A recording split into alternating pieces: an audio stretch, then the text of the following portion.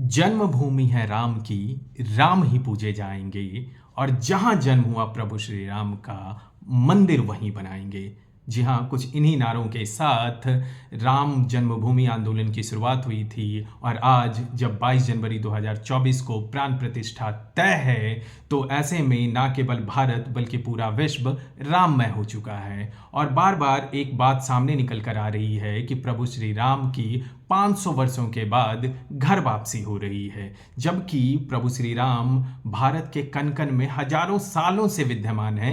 फिर यह बात 500 वर्षों की कहां से आई? तो जी हाँ, कहानी का सिरा शुरू होता है 1526 में, जब बाबर भारत में मुगल वंश की नींव रखता है और उसका मुख्य मकसद यह होता है कि भारत के कोने कोने में मुस्लिम धर्म का प्रचार प्रसार हो और लोगों को मुस्लिम बनाया जाए। ऐसे में अलग अलग जगहों पर जब मुस्लिम धर्म के प्रचार प्रसार को बल मिल रहा होता है, अयोध्या एकमात्र स्थान होता है जहां पर सनातन धर्म और सनातनी सभ्यता हिंदू धर्म के प्रचार प्रसार बहुत ही तेजी से हो रहे होते हैं। ऐसे में बाबर अपने सबसे प्रमुख सिपा सालार मीर बाकी को अयोध्या के लिए भेजता है और कहता है कि वहां पर राम मंदिर को तोड़ करके सनातनियों के धर्म को आहत करो और फिर उन्हें मुस्लिम धर्म में कन्वर्ट करो। मीर बाकी लगभग 4.5 लाख सेना के साथ अयोध्या की तरफ कूच करता है।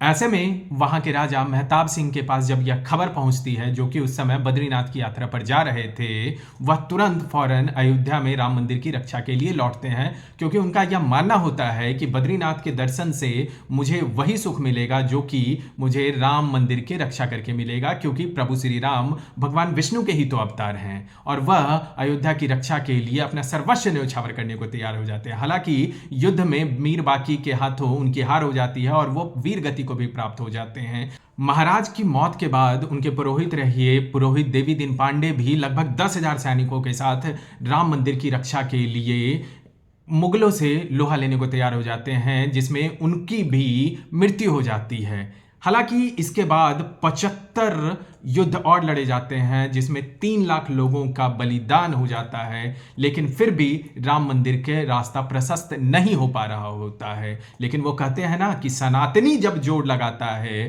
पत्थर पानी बन जाता है, और वही हुआ 9 नवंबर 2019 को, जब सुप्रीम कोर्ट ने अपने जजमेंट में उस स्थान को प्रभु श्री राम की जन्मभूमि माना और वहां पर राम मंदिर बनाने का आदेश पारित किया। 14 वर्षों के वनवास के बाद प्रभु श्री राम जब घर आए थे तो दिवाली मनाई गई थी। ऐसे में जब 500 वर्षों के वनवास के बाद प्रभु श्री राम की घर वापसी हो रही है, तो आप क्या मनाएंगे? आप हमें कमेंट बॉक्स में कमेंट करके बताएं। और अंत में सभी लोगों से यह भी कहना चाहूंगा कि राज तिलक की कर लो तैयारी, क्योंकि घर आ रहे हैं भगवाधारी। जय श्री राम, जय भारत मां।